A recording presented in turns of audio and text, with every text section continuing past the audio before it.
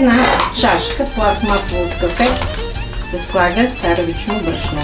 Прибавяме още 2 или общо 4 чаши вода за една чаша такава царевично брашно. Във водата прибавям една лъжица сол и една лъжица захар. Също прибавям една лъжица мас и една лъжица олио.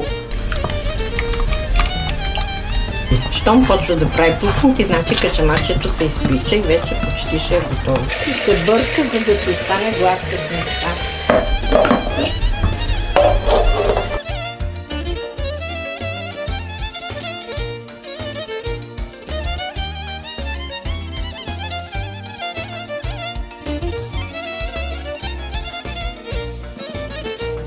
Подсалям, тестото ми вече е готово.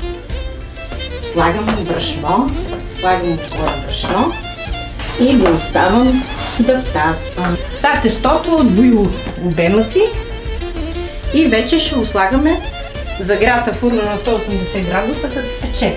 С тая смес се окъпва хляба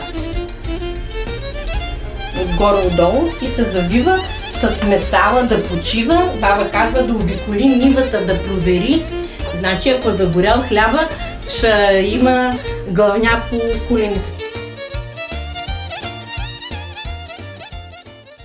Проект «Валоризация на автентичната култура за трансграничен туризъм». Код на проекта 1521057.